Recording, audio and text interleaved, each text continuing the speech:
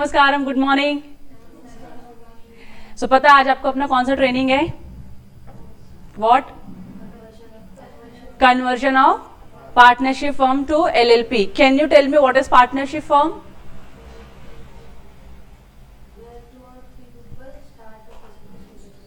When two or need not to be three, two or more, we always say two or more persons start a business together for a common objective, common business, common objective is of earning a profit. So it is known as a partnership firm in a very simplified or layman language. What is LLP? Oh, full form नहीं पूछा मैंने. I asked what is LLP. Partnership का liability limited रहता है, partners का liability limited रहता है. Okay good. LLP का तुम्हारा हो चुका है ना session? Ram sir has already taken ना what is partnership firm, advantages, disadvantages, what is LLP, advantages and disadvantages. Were you guys available in those lectures? Recordings भी है उसके, रिकॉर्डिंग्स भी नहीं देखे होंगे ना. महान हो तुम लोग, अगेन सर्वज्ञानी लोग साक्षात यहाँ बैठे हैं. कैसे तुम लोग किसी और के लेक्चर्स को देख लोगे? Okay, anyways not an issue. आपने पढ़ा है, नहीं पढ़ा है, नहीं पढ़ा है तो प्लीज जाके एक बार लेक्चर देख लेना राम सर का, जहाँ पे उन्होंने एलएलपी, पार्टनरशिप फर्म, ये सारी चीजें पढ़ाई है. Today we are going to discuss if there is a client who is having a business of partnership firm and wants to convert his business to LLP, then how can we do that? So the conversion is a very simple process defined under the law. अब जब partnership firm से LLP में convert हो रहा है तो कौन से लॉ में डिफाइन किया रहेगा? पार्टनरशिप फर्म लॉ में या फिर एलएलपी लॉ में? एलएलपी लॉ में, करेक्ट है. तो एलएलपी के लॉ में लिखा हुआ है प्रोसेस कि आप किसी भी पार्टनरशिप फर्म को एलएलपी में कैसे कन्वर्ट कर सकते हो. Let's not started.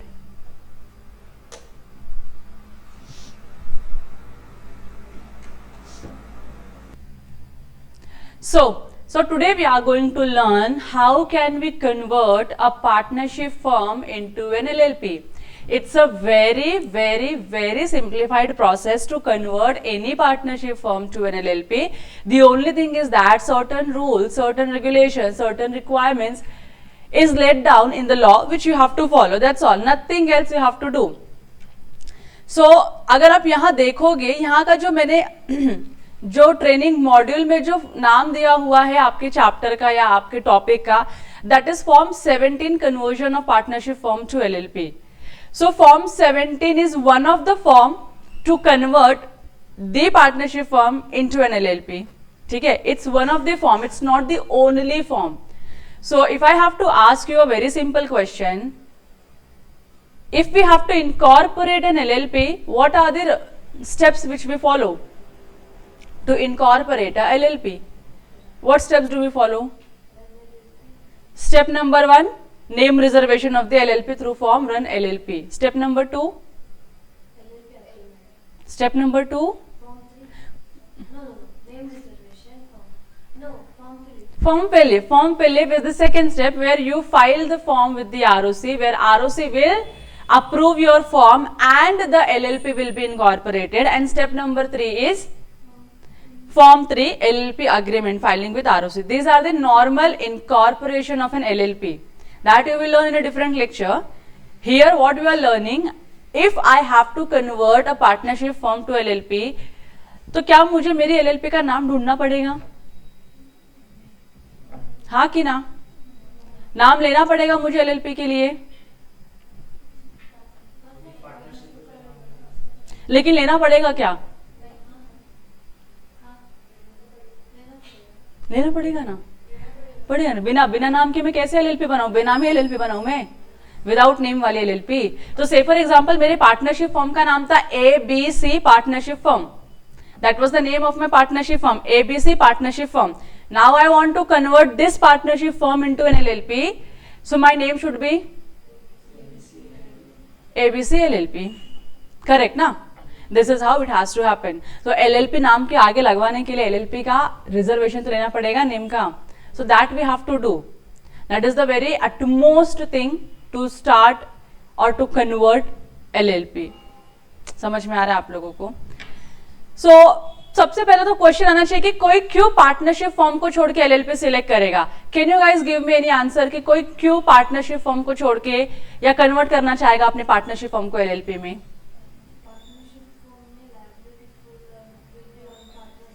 Yes, partners की लायबिलिटी क्या हो जाती है? अनलिमिटेड। दैट मीन्स अगर आपके फर्म ने लोन लिया हुआ है and they are unable to repay, तो पार्टनर्स को अपने जेब से पैसे ला के लगाने पड़ेंगे, अपने घर को बेचना पड़ेगा और आउटसाइडर्स की लायबिलिटी को पे ऑफ करना पड़ेगा। तो सबसे बड़ा जो डिसएडवांटेज है पार्टनरशिप फर्म का, that is the unlimited liability of partners. बराबर। और बताओ, मुझे फंड रेज करना है, how can I raise the fund? In the LLP और in the partnership firm? Business LLP ना। कल को पार्टनर्स के बीच में डिस्प्यूट हो गया, पार्टनर्स अगर छोड़ के निकल जाएंगे, बराबर ना। तो जो थर्ड पार्टी जिसका लॉस होने वाला है, किसके अगेंस्ट में एक्शन लेगा, कैसे एक्शन लेगा, व्हाट आर द कॉन्सिक्वेंसेस, बहुत सारी चीजें आ जाती है, लीगल रिक्वायरमेंट्स है बहुत सारी आ जाती है। इसके लिए लोग बोलते हैं टेंशन पालना ही नहीं है। कॉर्पोरेट फॉर्म ऑफ एंटिटी में जाएंगे, so anything happens to any outsider और third party, everything will be taken care, क्योंकि आप पर्सन ओरिएंटेड नहीं होते हो, आप एंटिटी ओरिएंटेड होते हो अगर आप कॉर्पोरेट फॉर्म में जाते हो तो। So corporate entity over any non corporate entity, understood? So there are given various reasons for which the people convert their partnership firm into LLP. The very first reason, management flexibility. अब partnership form में क्या होता है? Partner से manage करते हैं, बराबर ना। मैं ही पार्टनर हूं, मैं ही बिजनेस को मैनेज करूंगी, मैं फ्रॉड भी कर सकती हूँ, मैं कुछ भी कर सकती हूँ। लेकिन अगर ये एलएलपी होगा तो शायद मैं फ्रॉड करने के लिए डरूं, पहले तो। दूसरा, एलएलपी के बिजनेस को मैनेज करने के लिए there is a concept of a designated partner. Designated partners are the authorised partners to look after the management of the business. तो बिजनेस कैसे मैनेज होगा, क्या करेंगे, क्या नहीं करेंगे, कैसे करेंगे, कितना प्रॉफिट कमाएंगे, कितना टर्नओवर बुक करना है, सारी रिस्पॉन्सिबिलिटी किसके ऊपर है? एलएलपी के रिलेशन में जो भी डिसीजन लेना है, कौन डिसीजन लेगा? Designated partners. पार्टनर्स का ज्यादा इन्वॉल्वमेंट नहीं होता है। So LLP enjoys autonomy of daily operations with the LLP agreement, offering flexibility beyond the LLP acts constants. तो आपको फ्लेक्सिबिलिटी भी मिलती है कि भाई आपको जैसे बिजनेस मैनेज करना है वैसे मैनेज करो, but thing is that it has to be within the boundaries of the law. और इजी है, आपका मैनेजमेंट बहुत कॉम्प्लेक्स नहीं होता, एकदम सिंप्लीफाइड है। अगर 3 पार्टनर है पार्टनरशिप फॉर्म में, तो तीनों पार्टनर के रोल्स एंड रिस्पॉन्सिबिलिटी डिफाइन है कि partner A will do this activity, partner B will do that activity, partner C will do that activity. क्यों अभी? Okay, and the next point, why one should convert a partnership firm into LLP, that is a perpetual succession. This is the utmost important feature of any corporate entity. अब देखो ना, 2 partners थे, चलो 3 partner थे, A B C. Partnership firm में कितने partner थे? 3 partner थे। अब 3 पार्टनर की डेथ हो गई, तीनों पार्टनर एक ट्रिप पे गए थे, गोवा वगैरह घूमने के लिए गए थे, कार का एक्सीडेंट हो गया, मर गए 3 के तीनों पार्टनर। बताओ पार्टनरशिप फर्म क्या होगी? खत्म ना, बंद हो गई ना। अच्छा, इनमें का एक पार्टनर भी मर गया और बाकी के 2 पार्टनर ने डिसाइड किया नहीं कंटिन्यू करना है हमको बिजनेस, देन खत्म। अच्छा, 2 पार्टनर मर गए, अब क्या? एक पार्टनर बचा है, can he conduct a business in the name of partnership firm? क्यों? मिनिमम 2 चाहिए। अब कितना बचा है? खाली एक ही बचा है। So in that scenario your partnership firm ceased to exist, बंद हो गया, अब वो एग्जिस्ट करता ही नहीं है। Are you getting my point? LLP है, एलएलपी के भी 3 पार्टनर है, एलएलपी के 3 पार्टनर है पी क्यू आर, एलएलपी के पार्टनर है पी क्यू आर। ये लोग भी कहीं जा रहे थे, सिंगापुर जा रहे थे, फ्लाइट से जा रहे थे। अब एलएलपी बोला तो थोड़ा बड़े लोग दिखाने चाहिए, गरीब अमीर लोग दिखाने चाहिए। सो पी क्यू आर है, ये लोग कहाँ जा रहे थे? फ्लाइट से सिंगापुर जा रहे थे पिकनिक मनाने के लिए। फ्लाइट क्रैश हो गई, 3 की तीनों की डेथ हो गई। हो सकता है कि नहीं हो सकता, पहले तो एक्नॉलेज करो कि हो सकता है, फ्लाइट क्रैश हो सकती है। अब 3 के तीनों की डेथ हो गई, बताओ एलएलपी बंद हो गई क्या?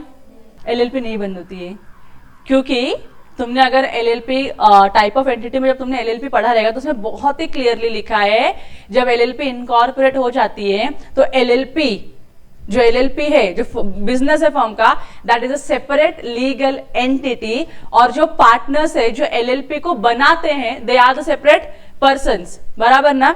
तो इनके मरने से एलएलपी बंद नहीं होने वाली है, क्योंकि एलएलपी का अपना एक लीगल एग्जिस्टेंस है। एलएलपी का खुद का पैन है ना, हाँ, तो एलएलपी इनके मरने से मतलब इनका मरना इनका जीना एलएलपी के मरने जीने पे डिपेंड नहीं होता है। ये इंडिविजुअल पर्सनालिटी है, कौन ये एलएलपी है, तो ये क्या है इंडिविजुअल पर्सनालिटी है। That means partner may die, partner may live, partner may come, partner may go, LLP will go on forever. समझ में आ रहा है? पार्टनरशिप फर्म में ये एडवांटेज नहीं है परपेचुअल सक्सेशन का, इसी को हम बोलते हैं परपेचुअल सक्सेशन। मतलब क्या होता है, आपके पार्टनर्स के आने से पार्टनर्स के जाने से कोई फर्क नहीं पड़ता एलएलपी को। LLP will survive throughout the year, throughout the life. Unless law उसको बंद करे, LLP is not going to shut. LLP चलता रहेगा, पार्टनर है नहीं है कोई फर्क नहीं पड़ता। पार्टनर नहीं रहेंगे तो एक्सट्रीम सिचुएशन में गवर्नमेंट आरओसी खुद से अपॉइंट करते हैं पार्टनर्स एंड बिजनेस कंटिन्यू होता है। बट पार्टनरशिप फॉर्म में ऐसा नहीं है, पार्टनर्स मर गए एलएलपी पार्टनरशिप फॉर्म बंद हो गई। Are you getting my point? हाँ, तो परपेचुअल सक्सेशन का बेनिफिट किसको मिलता है? एलएलपी को मिलता है। LLP in the sense it's available to all the corporate forms of entity. So फिर वो प्राइवेट लिमिटेड हो, पब्लिक लिमिटेड हो, फार्मा प्रोड्यूसर कंपनी हो, लिस्टेड कंपनी हो, unlisted company, whatever company it is, this benefit will be given to all the type of corporate entities. Perpetual succession, what does it mean?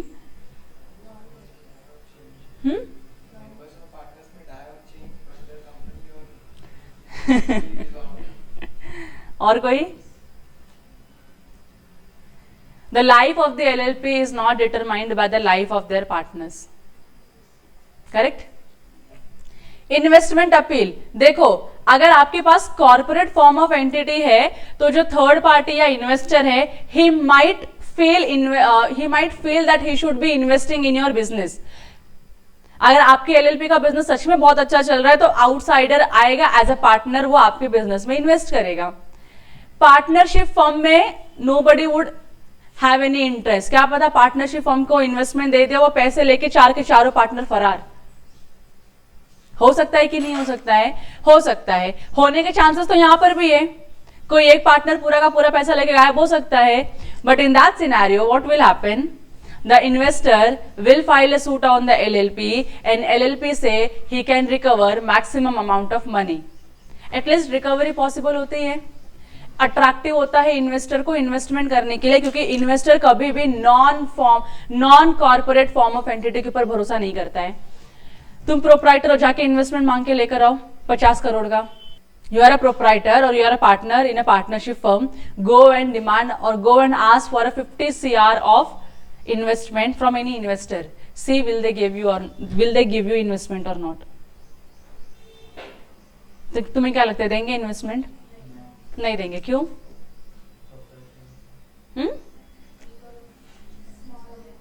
एक तो बहुत छोटे लोग हैं, भरोसा नहीं है पैसे लेके क्या करने वाले हैं, पैसे लेके रिपे करेंगे कि नहीं करेंगे वो भी नहीं पता, तो लोन वगैरह भी इनको जल्दी नहीं मिलता है, बहुत स्ट्रगल करना पड़ता है and then they get it. एक तो ग्रोथ लिमिटेड होता है इनका, नॉन कॉर्पोरेट एंटिटी का। प्रोप्राइटर ग्रो कर करके कितना ग्रो करेगा, पार्टनरशिप फर्म ग्रो कर करके कितना ग्रो करेगी, वो लोग नेशनल मल्टीनेशनल लेवल पे नहीं जा सकते। But yes, if it is a corporate form of entity like company or the LLP, they can go to the multinational level also. Multidisciplinary collaborations. LLP enables professionals from diverse field to collaborate, offering a unique advantage. तो यहाँ पे क्या होता है multidisciplinary, मतलब अलग अलग field के लोग साथ में आके कोलैबोरेट कर सकते हैं और अलग अलग टाइप के लोगों को सर्विसेज ऑफर कर सकते हैं। सो एलएलपी में बहुत ज्यादा अपॉर्चुनिटी है ग्रोथ का, एक्सपेंशन का। हेलो, इसके लिए लोग कन्वर्ट करते हैं एलएलपी में पार्टनरशिप फर्म को। एक जमाने में था पार्टनरशिप फर्म बिजनेस था कि भाई ये बिजनेस है तो बड़ा बिजनेस है, लेकिन आज का वो जमाना नहीं है। हम लोग 21st सेंचुरी में रह रहे हैं। हेलो, यहाँ पता है ना, इतना 21st सेंचुरी में है हम लोग। कितने फास्ट टेक्नोलॉजी चेंज हो रही है, कितने फास्ट बिजनेसेस चेंज हो रहे हैं, कितने नए नए यूनिकॉर्न्स बन रहे हैं मार्केट में। It's all because of corporate form of entity. तभी पॉसिबल है, वरना पॉसिबल नहीं होगा। इन्वेस्टमेंट तभी मिलेगा जब आपका सच में बिजनेस का नाम होगा, जब आपकी बिजनेस कॉर्पोरेट फॉर्म में होगी। इन्वेस्टमेंट आपको कोई देने के लिए आएगा भी नहीं, पार्टनरशिप फॉर्म में रिजेक्ट। ऐसे भरोसा ही नहीं होता ना लोगों को, नहीं होता है भरोसा। एंड भरोसा जहाँ पे नहीं है इंसान वहीं पे पैसे नहीं लगाता है। हेलो, समझ रहे हैं आप लोगों को? So there are more things जहां पे आप पार्टनरशिप फॉर्म को एलएलपी में कन्वर्ट कर सकते हो। फिर यहाँ पे कंडीशंस लिखा है, बहुत इंपॉर्टेंट है। अगर आपको पार्टनरशिप फॉर्म को एलएलपी में कन्वर्ट करना है तो कंडीशंस आपको फॉलो करने पड़ेंगे। क्या क्या कंडीशन है? तो सबसे पहला क्या बोला, देखो ये जो कन्वर्जन की हम बात कर रहे हैं ना कि हम पार्टनरशिप फॉर्म को एलएलपी में कन्वर्ट करेंगे, पार्टनरशिप फॉर्म को एलएलपी में कन्वर्ट करेंगे, वो सेक्शन नंबर 55 में लिखा हुआ है। अब जब सेक्शन नंबर 55 आप पढ़ोगे तो सेक्शन नंबर 55 में लिखा रहेगा, जैसा शेड्यूल 2 में लिखा हुआ है उसके हिसाब से आपको एलएलपी, आपकी पार्टनरशिप फॉर्म को एलएलपी में आप कन्वर्ट करोगे। समझ में आ रहा है? तो सेक्शन 55 एक लाइन का सेक्शन है, 1 लाइन का सेक्शन है, इसमें कुछ नहीं लिखा हुआ है। शेड्यूल 2 को रेफर कर दे, बोला शेड्यूल 2 पढ़ो, शेड्यूल 2 में सारी चीजें लिखी हुई है कि आप कब अपने पार्टनरशिप फॉर्म को एलएलपी में कन्वर्ट कर सकते हो। तो सबसे पहले आपको दोनों चीजें फॉलो करनी है, सेक्शन 55 भी फॉलो करना है और शेड्यूल 2 भी फॉलो करना है to convert your partnership form into LLP. ठीक है। सेकंड क्या बोला है, all the partners of the firm shall become the partners of the LLP. मतलब अगर मैं आपको बता रही थी A B C partnership firm में 3 पार्टनर है, बोलो कौन कौन? A B and C. तो यही 3 पार्टनर क्या बनेंगे? आपके एलएलपी के पार्टनर बनने चाहिए। आप डी को लेके एलएलपी नहीं कन्वर्ट नहीं कर सकते हो कि नहीं हम एबीसी तो पहले से ही थे, चलो डी को भी लेते हैं और कन्वर्ट करते हैं। नहीं, लॉ बोलता है ऐसा अलाउड नहीं है। लॉ ने क्या बोला, स्टार्टिंग में जब आपके पार्टनरशिप फर्म में जब आप कन्वर्जन कर रहे थे तो आपके पार्टनरशिप फर्म में कितने पार्टनर्स थे? 3। तो आपकी एलएलपी में भी कितने पार्टनर्स होंगे? डज इट मीन कि आगे जाके मैं कभी पार्टनर चेंज नहीं कर पाऊंगी, एडलेस नहीं कर पाऊंगी? Does it mean that? No. Then what does it mean? Conversion के बाद आप कर सकते हो, कन्वर्जन के बाद आप पार्टनर को ऐड भी कर सकते हो, पार्टनर को रिमूव भी कर सकते हो। Everything can happen after conversion, but before conversion you have to ensure कि अगर मेरे पार्टनरशिप फॉर्म में 3 पार्टनर है और जब मैं इस पार्टनरशिप फॉर्म को कन्वर्ट करती हूँ एलएलपी में, तो एलएलपी में भी कितने पार्टनर होने चाहिए? कौन से 3? एबीसी के एबीसी ही होने चाहिए ना?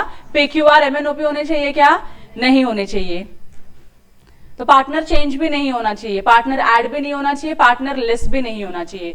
3 मतलब एज इट इज 3 जाने चाहिए एलएलपी में। अगर ये कंडीशन सेटिस्फाई नहीं हुआ तो 3 पार्टनर है एबीसी, जिसमें से सी नाटक कर रहा है, बोलता है नहीं मेरे को नहीं चाहिए एलएलपी, मैं नहीं कन्वर्ट करेगा एलएलपी में, तो अभी क्या करोगे? AB cannot convert now because they have 3 partners and C is not allowing to convert the firm into LLP. Then what will you do? Perfect, पहले उसको पार्टनरशिप से निकालो कि सर आप अपना शेयर लो और भागो इधर से। सी को पहले निकालो, फिर बचा कौन अभी पार्टनरशिप फॉर्म में?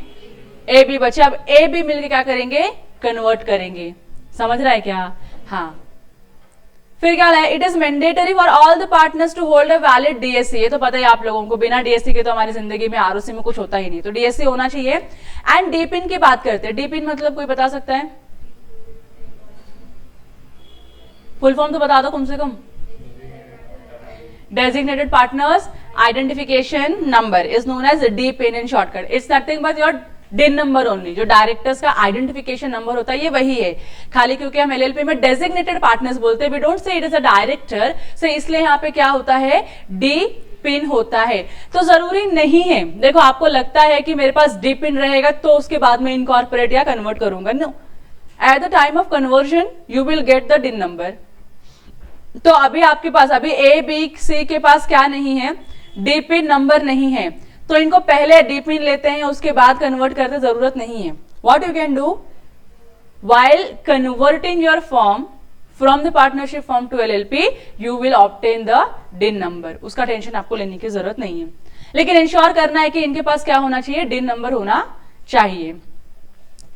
The partnership form to be converted must be registered under Partnership Act. आपको तो महाराष्ट्र स्टेट में it is compulsory to have the partnership firm should have a registration. Maharashtra state में it is compulsory and for other states it is optional. तो अगर आप महाराष्ट्र में partnership firm का business कर रहे हो तो आपका बिजनेस आरओएफ में रजिस्टर्ड होना चाहिए, रजिस्ट्रार ऑफ फर्म्स में रजिस्टर होना चाहिए। बहुत बार होता है कैसे है, क्योंकि देखो आरओएफ में कैसे है ना, सारा चीज फिजिकली होता है, मतलब आपको डिजिटल ज्यादा कुछ है ही नहीं उनका, आपको जाना पड़ेगा, फॉर्म सबमिट करना पड़ेगा, चेंजेस होंगे तो उनको इंटीमेट करना पड़ेगा। रजिस्ट्रेशन के लिए अप्लाई करोगे तो आपको 2-3 साल के बाद या 4-5 साल के बाद आराम से रजिस्ट्रेशन आ जाएगा। मतलब if today you are going to apply for the registration of a partnership firm, you will get your registration after 3-4 days, 3-4 years आराम से. तब तक आप वेट नहीं करोगे, बिजनेस नहीं करोगे ना, वेट करोगे आप, बिजनेस नहीं करोगे. माई क्वेश्चन, क्या करोगे? यू विल स्टार्ट बिजनेस ना, यू विल स्टार्ट बिजनेस. तो पार्टनरशिप फॉर्म में रजिस्ट्रेशन लेना is very difficult and challenging. क्यों डिफिकल्ट और चैलेंजिंग है?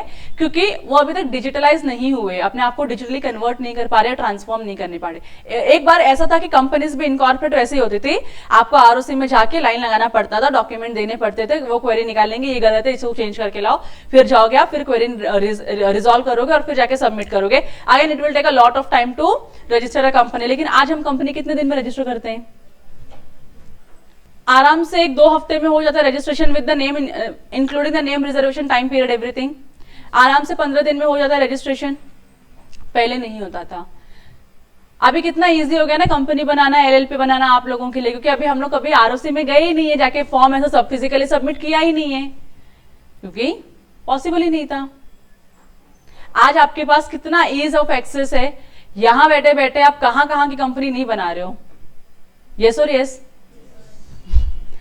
तो यहाँ पे क्या बोल रहे हैं कि अगर पार्टनरशिप फॉर्म को कन्वर्ट करना है तो it must be registered in the partnership act. But I can say you that in a practical life, अगर आपकी पार्टनरशिप फॉर्म रजिस्टर्ड नहीं भी है, still you can convert your LLP into the partnership form. Okay, sorry, still you can convert your partnership form into the LLP. हाँ, क्या बोल रहे हो तुम लोग नालायक, मैंने उल्टा बोला. अच्छा, सबसे इंपॉर्टेंट है, सारे पार्टनर का कंसेंट होना बहुत जरूरी है. सारे पार्टनर मतलब वो एबीसी है, इन तीनों का अप्रूवल होना जरूरी है. एक स्टेटमेंट बनता है जिसमें तीनों अग्री करते हैं, साइन करते हैं कि वो क्या करने वाले हैं, क्या करने वाले हैं, कर क्या रहे ये लोग, कन्वर्ट कर रहे हैं. हाँ, तो उसमें लिखा होता है कि we are giving our consent to convert the partnership form into an LLP. तो वो स्टेटमेंट भी जरूरी है. फिर उसके बाद क्या है, LLP must have the same partner, हम लोगों ने ऑलरेडी डिस्कस कर लिया. उसके बाद आपको चेंज करना है तो you can change, not an issue. D number होना चाहिए, जितने भी लोग मेन पार्टनर बनेंगे, वर्किंग पार्टनर बनेंगे, डेजिग्नेटेड पार्टनर बनेंगे, उनका डीन आना चाहिए. कैसे आएगा मैंने वो भी आपको बता दिया है. अब प्रोसेस क्या है कन्वर्ट करने का, तो सबसे इजीएस्ट प्रोसेस है. सबसे पहले आपको क्या करना पड़ेगा, नेम अप्रूवल के लिए एप्लीकेशन करना पड़ेगा. How do you apply for the name reservation? MCA के पोर्टल पे जाना है, लॉगिन करना है और यहाँ पे फॉर्म रन एलएलपी करके एक फॉर्म ओपन होता है. वो फॉर्म रन एलएलपी आपको ओपन करना है. उसके लिए उसमें आपको मिनिमम 2 नाम, अच्छा मिनिमम की रिक्वायरमेंट नहीं है, लेकिन एटलीस्ट अगर आप 2 नाम दोगे तो फर्स्ट प्रेफरेंस, अगर आपका रिजेक्ट होता है तो सेकंड प्रेफरेंस शायद आपका सिलेक्ट हो जाए. हेलो, तो मिनिमम आप 1 नाम से भी अप्लाई कर सकते हो, लेकिन एडवाइजेबल क्या होता है कि आप 2 नाम के साथ अप्लाई करो. तो आरओसी को जो मोस्ट सूटेबल नाम लगेगा आपकी फॉर्म का, आरओसी क्या करेगी, उसको अप्रूव करेगी. ठीक है. अब जब आप ये करोगे, रन एलएलपी का फॉर्म भरोगे, जब आप रन एलएलपी का फॉर्म भरोगे for what, reservation of the name of the LLP. अच्छा, रन का फुल फॉर्म भी सुन लो, ये है रिजर्व यूनिक नेम. पहले कंपनीज का भी नाम रिजर्व करने के लिए रन फॉर्म में भरा जाता था, अभी किसमें चेंज हो गया है, वो स्पाइस पार्ट ए हो चुका है अभी वो. सो रन एलएलपी में आप क्या कर सकते हो, रन एलएलपी में आप 2 नाम के साथ एप्लीकेशन कर सकते हो. लेकिन जब आप एप्लीकेशन करोगे तो आपको ध्यान क्या रखना है कि जब आप ऑप्शन सिलेक्ट करोगे न्यू इनकॉर्पोरेशन, तो वो नया इनकॉर्पोरेशन पे लेके जाएगा. That is the wrong thing. We are doing conversion, we are not doing the new incorporation.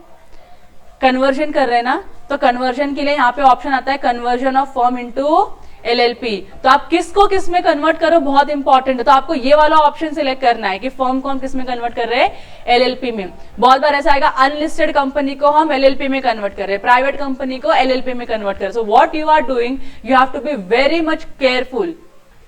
You have to be very much careful कि हम क्या कर रहे हैं, तो कन्वर्जन कर रहे हैं. तो लोगों का प्रैक्टिस क्या होता है, new reservation, new name reservation के चक्कर में ना गलती से वो न्यू सिलेक्ट करके अगर आपने फॉर्म सबमिट कर दिया, पेमेंट कर दिया, सो ना दैट, उसको आप कन्वर्जन में कन्वर्ट नहीं कर सकते हो,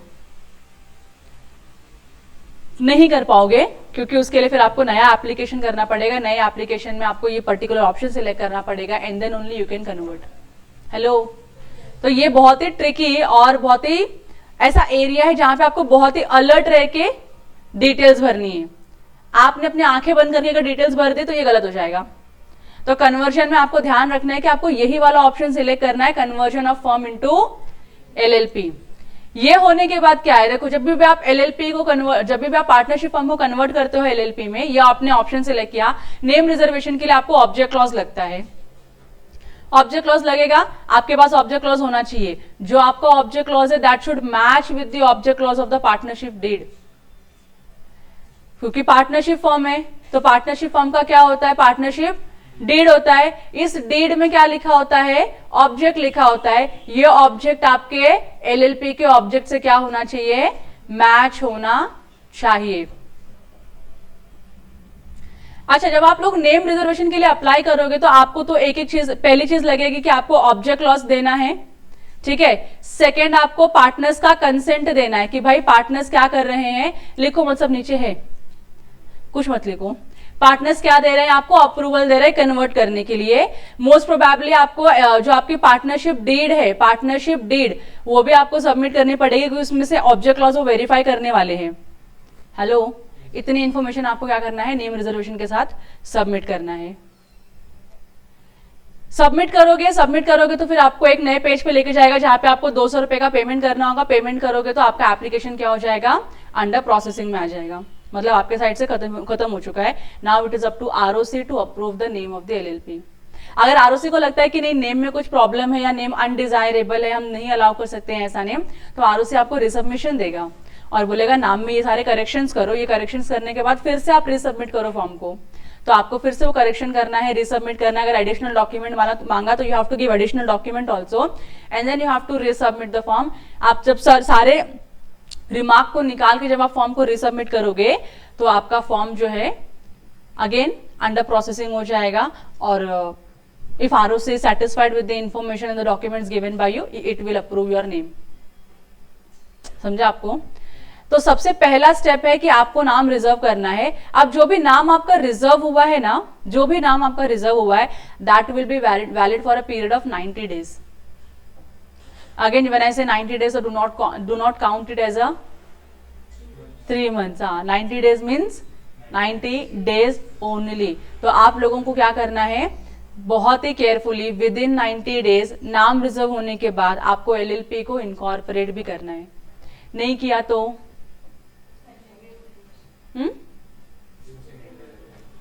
नहीं किया तो नेम एक्सपायर हो जाएगा। फिर से पूरा प्रोसेस फॉलो करना, सारे डॉक्यूमेंट के साथ फिर से क्या करना, अप्लाई करना फॉर द नेम रिजर्वेशन। ये क्लियर है आप लोगों को? सेकेंड स्टेप क्या आता है, filing of the forms with the ROC. अब अभी यहाँ पे इंपॉर्टेंट चीज है, यहाँ पे आपको ध्यान रखना है कि आपको क्या क्या डॉक्यूमेंट भरने हैं, आरओसी को क्या क्या इन्फॉर्मेशन सबमिट करनी है। तो सबसे पहला मैंने बात किया था फॉर्म फिलिप आता है।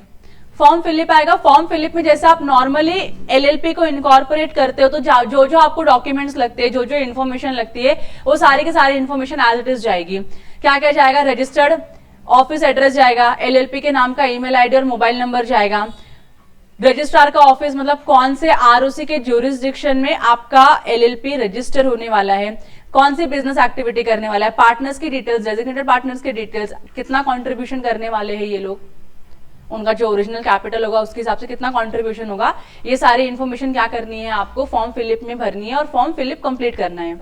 जैसे ही आप फॉर्म फिलिप कंप्लीट करते हो, so those people who are working under the compliance team, you know how to fill the form FiLLiP. क्या क्या लगता है उसमें, क्या क्या अटैच करते हैं बताओ? एनओसी लगाते हैं। एनओसी किसका रहता है, ओनर का रहता है। क्यों रहता है एनओसी? रजिस्टर्ड ऑफिस के लिए। एनओसी के साथ क्या जाता है, ए बिल जाता है, बराबर। और क्या जाता है, सारे पार्टनर्स का पैन कार्ड जाता है, यस। और क्या जाता है, कंसेंट लेटर जाता है, सब्सक्राइबर शीट जाता है, यस और यस। तो ये सारी इंफॉर्मेशन आप जो ऐसे आप जैसे अगर आप नॉर्मल एलएलपी इनकॉर्पोरेट करोगे तो क्या क्या इंफॉर्मेशन लगता है, एज इट इज सब फॉर्म फिलिप में जाएगा। एडिशनल पार्ट कन्वर्जन का क्या है कि जैसे ही आप फॉर्म फिलिप भरोगे उससे एक लिंक्ड फॉर्म ओपन होगा। फॉर्म फिलिप सबमिट करते ही फॉर्म 17 ओपन होगा। फॉर्म 17 में आपके पार्टनरशिप फॉर्म के डिटेल्स जाएंगे अलोंग विद द एलएलपी का डिटेल्स। तो ये आपको ये अलग से कहीं फॉर्म 17 नहीं मिलेगा। इफ यू ट्राई कि आप जाओगे लॉग इन करोगे और फॉर्म 17 ढूंढोगे और भरोगे तो नहीं मिलेगा एलएलपी फाइलिंग में। Form 17 is the linked form with the form FiLLiP. तो फॉर्म फिलिप जैसे कंप्लीट होगा, आगे नेक्स्ट पे क्लिक करोगे तो आपको कहाँ लेके जाएगा, वो फॉर्म 17 पे लेके जाएगा। और जब फॉर्म 17 पे लेके जाएगा तो फॉर्म 17 में आपको सारी information with respect to partnership firm fill करनी होगी। क्लियर है? अब जब आप फॉर्म 17 भरोगे तो देखो इसमें क्या क्या जाने वाले, बहुत सारी इंफॉर्मेशन लगती है फॉर्म 17 में, ये सारी की सारी नीचे लिखी हुई है। देखो सबसे पहले क्या है, ये पार्ट 1 और पार्ट ए और पार्ट बी में डिवाइडेड है। पार्ट ए में क्या जाएगा, एप्लीकेशन डिटेल्स जाएगा। पार्ट बी में क्या जाएगा, कुछ कुछ स्टेटमेंट्स जाएंगे, कुछ कुछ अटैचमेंट्स जाने वाले हैं। तो सबसे पहले क्या मांगेंगे आपसे, एसआरएन दे दो जिससे भी आपने क्या किया है, नेम रिजर्व करवा के लिया है, वो आपको मेंशन करना पड़ेगा। फिर क्या लिखा है, name and address of the firm, मतलब पार्टनरशिप फर्म का नाम क्या था, पार्टनरशिप फर्म का रजिस्टर्ड ऑफिस एड्रेस क्या था, वो इन्फॉर्मेशन डालो। फिर क्या डालना है, डिटेल्स ऑफ रजिस्ट्रेशन। अगर आपका पार्टनरशिप फर्म रजिस्टर्ड था महाराष्ट्र में अंडर द पार्टनरशिप एक्ट, तो आपका रजिस्ट्रेशन नंबर आता है जनरेट होके, वो आपको मेंशन करना होगा। आपने एप्लीकेशन किया है, अभी तक रजिस्ट्रेशन आया नहीं है, तो क्या करोगे, एप्लीकेशन नंबर डाल के प्रोसीड करना है, because you have done your part ना। अभी तक वहां से रजिस्ट्रेशन नहीं आया तो आप क्या करोगे उसके लिए, तो जहां पे भी आपका स्टेटस है वो आप यहाँ पे मेंशन कर दोगे। फिर क्या है, date of agreement which provide the details around the information of the firm. तो आपका जो ओरिजिनल पार्टनरशिप फर्म का जो अग्रीमेंट होगा, original along with the supplementary, जितने भी बार आपने चेंजेस करेंगे सारे के सारे अग्रीमेंट यहाँ पे आपको लगेंगे। ठीक है, total number of partners in the firm, partners firm में कितने थे वो आपको मेंशन करना है, और आपके एलएलपी में कितने पार्टनर्स होंगे वो मेंशन करना है। बताओ अलग होंगे कि सेम होंगे? Great.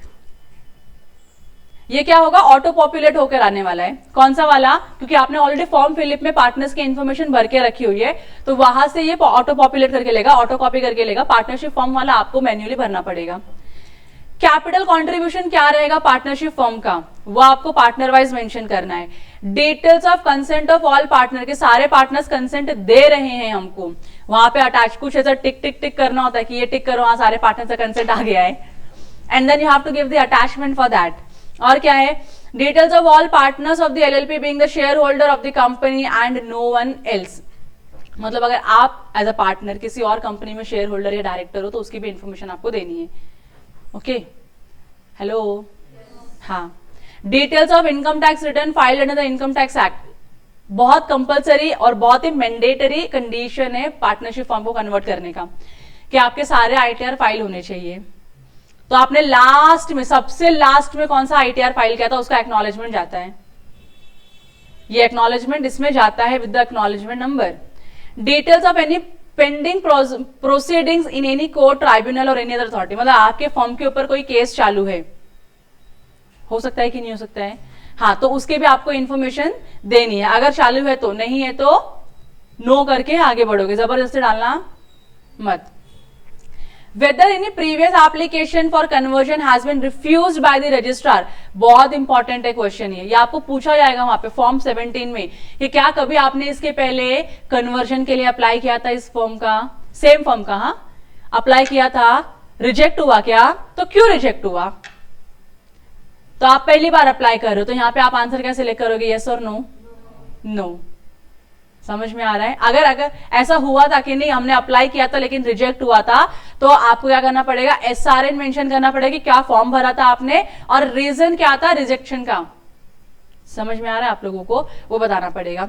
Details of any continuance of any conviction order judgment, कोई ऑर्डर या कोई जजमेंट या फिर कोई अगेंस्ट आपके कोई बोलते ना नेगेटिव ऑर्डर पास हुआ है आपके अगेंस्ट में, तो आपको क्या करना पड़ेगा, उसका भी डिटेल्स देना पड़ेगा, अगर पास हुआ है तो। नहीं पास हुआ है तो यहाँ पे आप डिटेल्स देने वाले हो कि कोई केस चालू है, यहाँ पे केस चालू के खत्म हो चुका है, ऑर्डर आ चुका है, हमको सजा सुनाई जा चुकी है, तो उसका डिटेल्स आपको यहाँ पे डालना पड़ेगा। ये समझ में आ रहा है आप लोगों को।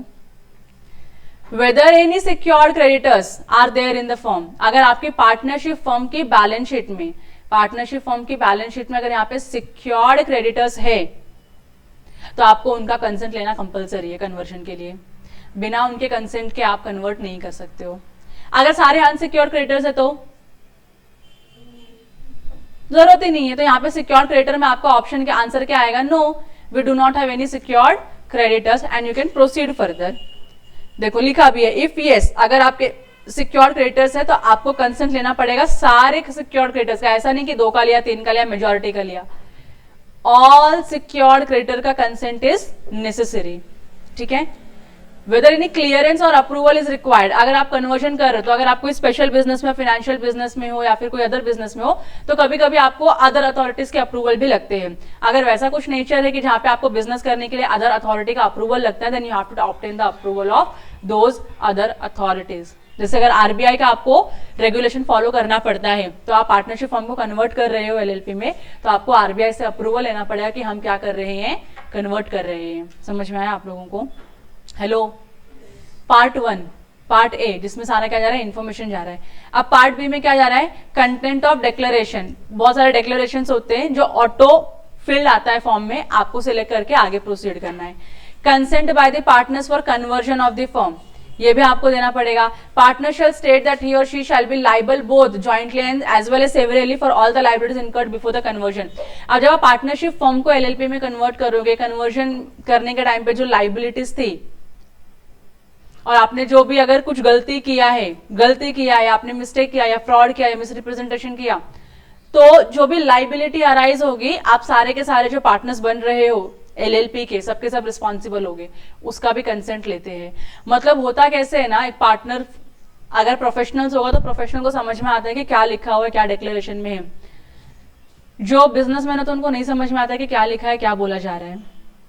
तो कभी कभी अनजाने में आप सारी चीजों को टिक कर देते हो और उसमें लिखे हुए सारी चीजें आपके ऊपर एप्लीकेबल है, तो बाद में आप डिनाई नहीं कर सकते हो, मैंने तो ऐसा बोला ही नहीं था कि मैं लाइबिलिटी बेयर करूंगा। यू हैव टू बेयर, क्योंकि बिना अगर आप लाइबिलिटी बेयर करोगे नहीं तो आपको हम कन्वर्ट ही नहीं करने देंगे। आप ऐसा तो बोल भी नहीं सकते हो ना कि मेरी पार्टनरशिप फॉर्म का लाइबिलिटी 1 करोड़ रुपए का था, अभी एलएलपी बन चुकी है तो एलएलपी का तो लाइबिलिटी 0 है, तो पार्टनरशिप फॉर्म का लाइबिलिटी मैं नहीं लूंगा। कैन यू से दिस? कैन यू से दिस? क्यों? क्योंकि पार्टनरशिप फॉर्म किसकी थी? तुम्हारी थी। कन्वर्ट भी क्या हो रहा है, पार्टनरशिप फॉर्म ही हो रहा है। पार्टनर भी कौन है? तुम ही हो। तो तुम अग्री करते हो कि वो जो पार्टनरशिप फॉर्म की लाइबिलिटी थी वो सारी की सारी लाइबिलिटी कहां पे कैरी फॉरवर्ड होगी? एलएलपी में कैरी फॉरवर्ड होगी। LLP will be responsible for it. समझ में आ रहा है आप लोगों को? तो सारे कुछ बहुत सारे डिक्लेरेशन होते हैं which you have to fill. जब आप फॉर्म 17 ओपन करोगे तो आपको देखिएगा बहुत सारे इन्फॉर्मेशन उसके अंदर जाती रहती है। फिर ऐसे बहुत सारे है कि आपको इसके पहले कभी क्या नहीं हुआ है, कोई कॉन्विक्शन नहीं हुआ है, आपको कभी किसी ऑफेंस के लिए सजा नहीं सुनाई गई, ऐसे कुछ डिक्लेरेशंस भी होते हैं, जनरल डिक्लेरेशंस, वो भी आपको टिक करने हैं, and then only you have to proceed. Untick करके चलेगा नहीं, आपको सब अग्री करना पड़ेगा, and then only you can move to the next step. समझा आप लोगों को? अटैचमेंट क्या क्या है? अभी अटैचमेंट मतलब फॉर्म 17 के लिए, फॉर्म फिलिप के लिए मैंने आपको बता दिया, कंसेंट लेटर है, सब्सक्राइबर शीट है, और क्या है, पैन कार्ड है, अपना एनओसी है, इलेक्ट्रिसिटी बिल है, ये हो गया। अब मुझे फॉर्म 17 के लिए बहुत सारे अटैचमेंट्स देने पड़ेंगे। तो सबसे पहला क्या है, देखो, statement of assets and liabilities. Statement of assets and liabilities मतलब आपका बैलेंस शीट एंड पीएनएल मांगा जा रहा है। क्या मांगा जा रहा है? Balance sheet and PNL. कब का मांगा जा रहा है? तो अगर आप कन्वर्ट करते हो on 12th of December of 24, आपका एप्लीकेशन कभी जा रहा है 12th ऑफ डिसम्बर ऑफ 24 को, तो आपको क्या करना पड़ेगा, 11th और 10th ऑफ नवंबर 24 का बैलेंस शीट बना के देना पड़ेगा, 30 days prior to the application.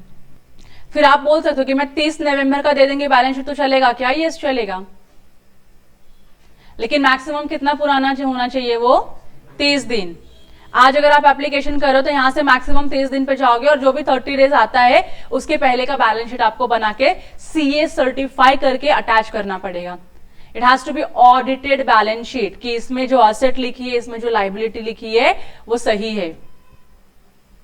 Audit करते हो ना आप लोग? हाँ, तो वो होना जरूरी है। सेकेंड क्या है? Statement of consent of partners of the LLP. आप अपना कंसेंट दे रहे हो कन्वर्ट करने के लिए पार्टनरशिप फॉर्म को एलएलपी में, उसका एक ड्राफ्ट स्टेटमेंट आता है, उसका एक डिक्लेरेशन है, उसका आपको यूट्यूब पे लिंक या फिर आपको टेलीग्राम पे लिंक प्रोवाइड कर दिया जाएगा। वो स्टेटमेंट्स कैसे कैसे होते हैं वो भी आपको साइन करके देना पड़ेगा। List of all the secured creditors along with their consent. मैंने बताया ना अभी ऊपर, अगर सिक्योर्ड क्रेडिटर होगा तो उनका कंसेंट भी लगेगा हमको, तो उनके कंसेंट के साथ सिक्योर्ड क्रेडिटर का लिस्ट अटैच करना है। किस दिन का अटैच करोगे? 4 साल पुराना, 2 साल पुराना, तो लेटेस्ट बाय 30 डेज, आज की डेट से पीछे जाओ 30 डेज और उतने का ही क्या करोगे आप, सिक्योर्ड क्रेडिटर्स का कंसेंट भी दोगे। तो जिस दिन आपने बैलेंस शीट बनाया उस दिन का ही आप क्या दे दो, कंसेंट दे दो और लिस्ट ऑफ क्रेडिटर्स दे दो। समझ में आ रहा है आप लोगों को? Hello, copy of acknowledgement of the most recent ITR, एकदम लेटेस्ट में आईटीआर, सबसे लास्ट वाला आईटीआर कौन सा गया था उसका एक्नॉलेजमेंट चाहिए। और अगर किसी दूसरे अथॉरिटी से अप्रूवल लेना होगा तो उनका अप्रूवल लेटर, नहीं लेना है तो कोई दिक्कत नहीं है। ये हो गई बेसिक चीजें। इसके साथ साथ एलएलपी का डीड, सॉरी पार्टनरशिप फर्म का डीड, ओरिजिनल एंड सप्लीमेंट्री, उसके साथ साथ पैन कार्ड किसका, पार्टनरशिप फर्म का, वो भी अटैच होता है इसमें। तो इतनी सारी इंफॉर्मेशन जाएगी, फिर आपका ये फॉर्म सबमिट होगा। फिर जब आप फॉर्म सबमिट करोगे तो आरओसी सारे डिटेल्स को वेरीफाई करेगा। सब वेरीफाई करने के बाद आरओसी बोलेगा हाँ ये बराबर है, तो आरओसी क्या करेगा, आपकी पार्टनरशिप फॉर्म को एलएलपी में कन्वर्ट करेगा। इन्फॉर्मेशन आपने जो भी भेजा आरओसी को लगता है ये गलत है या इसमें मिस्टेक है, इसको रेक्टिफाई करो, तो आपको रिसबमिशन रिमार्क आएगा कि ये प्रॉब्लम है, इसको रिजॉल्व करके दो। तो आप वो सारे प्रॉब्लम्स को रिजॉल्व करोगे और फिर एप्लीकेशन को रिसबमिट करोगे और फिर वो क्या करेगा, वेरीफाई करके अप्रूव करेगा। हेलो, हो ना सब यहाँ पे, गए नहीं ना मेंटली कहीं और? हाँ, तो ये इतना लंबा प्रोसेस है कन्वर्जन का। पार्टनरशिप फॉर्म को किस में कन्वर्ट करना है, एलएलपी में कन्वर्ट करना है। लिस्ट ऑफ डॉक्यूमेंट्स यहाँ नीचे लिखी हुई है, उसके साथ साथ एलएलपी डीड और PAN card of the partnership deed and PAN card of the partnership firm is required, क्योंकि वो प्रूफ कैसे होगा ना कि आपकी पार्टनरशिप फर्म है या नहीं है, इसके लिए आपको पैन का कॉपी भी देना पड़ेगा। ये क्लियर है आप लोगों को?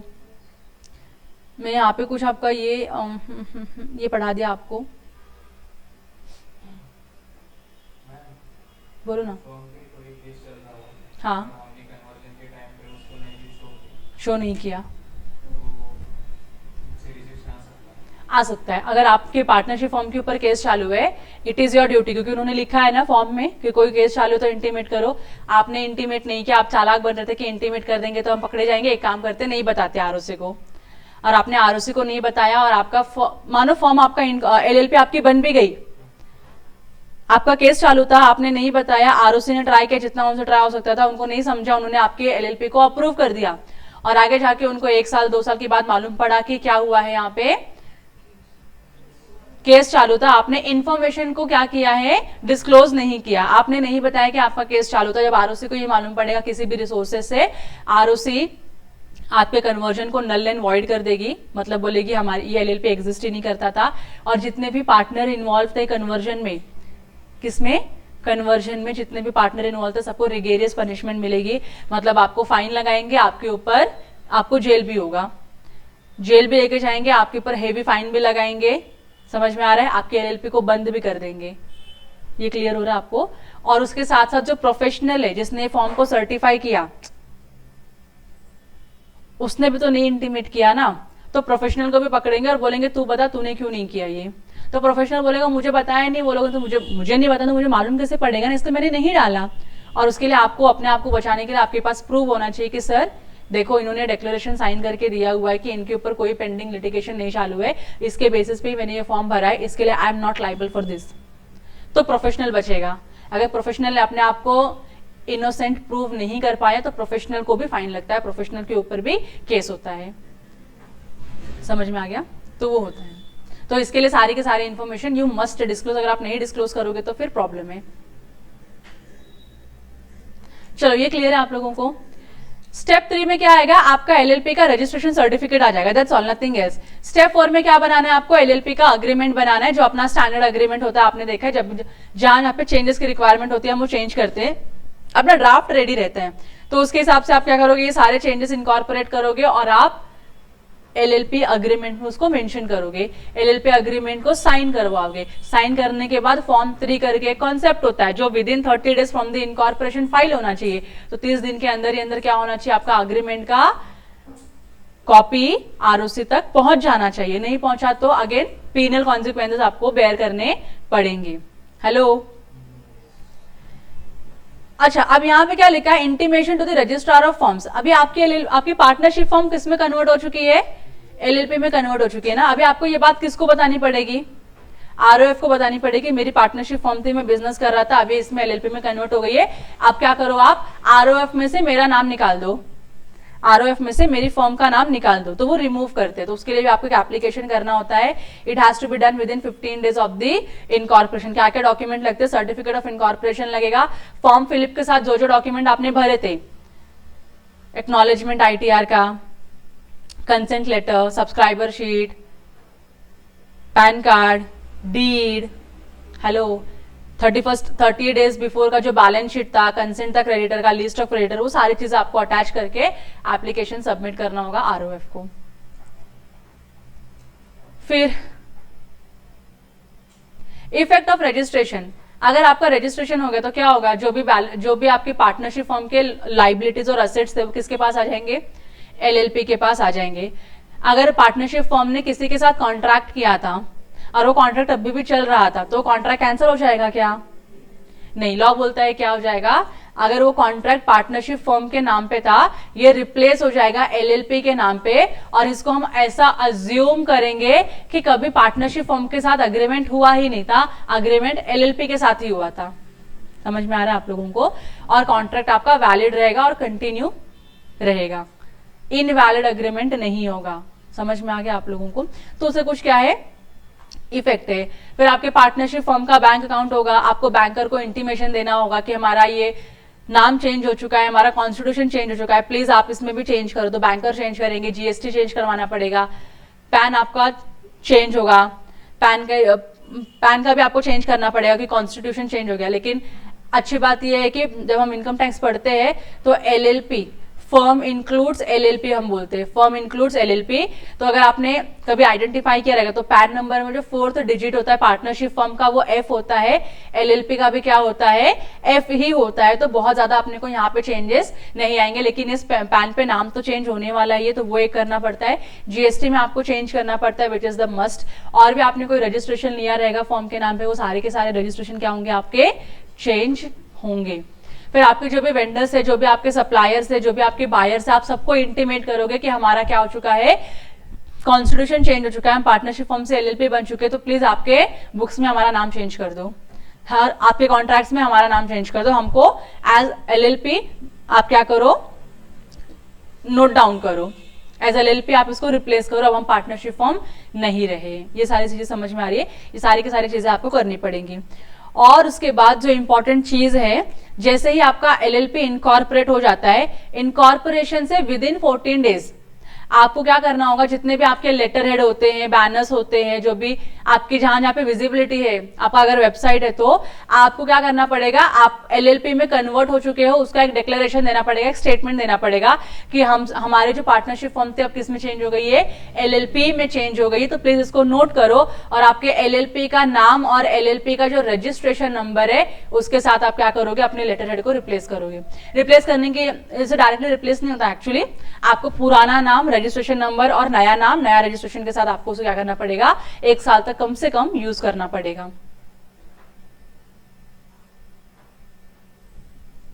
बहुत थ्योरेटिकल एस्पेक्ट है, ये बिजनेसमैन को समझ में आएगा, तुम प्रोफेशनल हो ना, तुमको नहीं समझ में आएगा, ये बिजनेसमैन को समझ में आते हैं। हाँ प्रणव, कुछ डाउट है तुम्हारा? अगर आप ये ऐसा नहीं करते तो आपको पेनल्टी है मैक्सिमम 1 लाख रुपए की, मिनिमम 10,000 रुपीज की। 10,000 से शुरू होगा, 1 लाख रुपीज पे आके रुका देगा गवर्नमेंट इसको। और अगर फिर भी आप नहीं सुनते हो, आप डिफॉल्ट कंटिन्यू करते रहते हो, तो यस 50 रुपीज पर डे के हिसाब से मैक्सिमम 500 रुपीज पर डे आपका क्या होगा, फाइन है। तो मैक्सिमम मिनिमम लगेगा, मैक्सिमम लगेगा, वो कौन डिसाइड करता है, आरओ से डिसाइड करता है, और कोई डिसाइड नहीं करता। वो बोलेगा 500 रुपया लगाएंगे तुम्हारे ऊपर, तो 500 रुपया पर डे का आपका क्या लगेगा, फाइन लगेगा। पढ़ते रहना आराम से, क्या ही फर्क पड़ता है, बहुत पैसे है बिजनेसमैन के पास, है राखी। हाँ, तो इसके साथ ही साथ क्या होता है, आपका ये जो कन्वर्जन वाला पार्ट है वो खत्म होता है। I know it was a hectic and hectic schedule.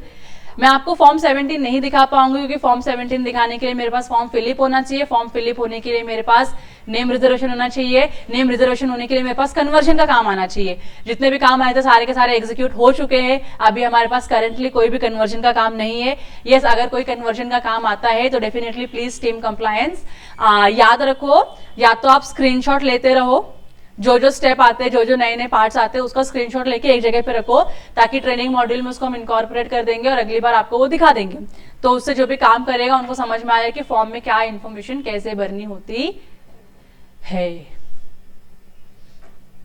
Any doubt with respect to conversion? देखो अभी ये चीज ऐसी है ना कि unless you do it you will not feel the fun of it. ये करने में अलग ही मजा आता है, वो इन्फॉर्मेशन डालने में, वो क्वेश्चंस के आंसर देने में, वो अपने आप में एक मजा है। ये जो प्रोसेस रहता है ना, इसे बड़े बड़े, see this conversion is not a small thing, it's not a very small thing. We have done a conversion of very complicated entities. नाम रिजर्व करवाने से लेके पूरा कन्वर्जन कंप्लीट कराने तक का बहुत हमने मेहनत किया, बहुत पापड़ बेले हमने। But without licensing we have done a lot of conversion, and जैसा क्लाइंट को चाहिए नाम एंड ऑल, वैसा नाम उनको हमने दिलवा के दिया है। So that's the best part of the team compliance कि जब कोई कुछ आता है ऐसा कि नहीं ये मुझे ऐसा ही चाहिए, so टीम compliance बिना पैसा दिए करवा देती है वो, तो वो हो जाता है। तो अपने बहुत सारे P2P एसोसिएट के साथ भी हुआ है। आई होप तुम लोगों को टाइम मिलेगा कभी ना कभी कन्वर्जन का काम करने का। Once you do the conversion you will feel and you will love it. फिर बोले कि इनकॉर्पोरेशन में मजा नहीं है, कन्वर्जन ही करते इसमें मजा आ रहा है।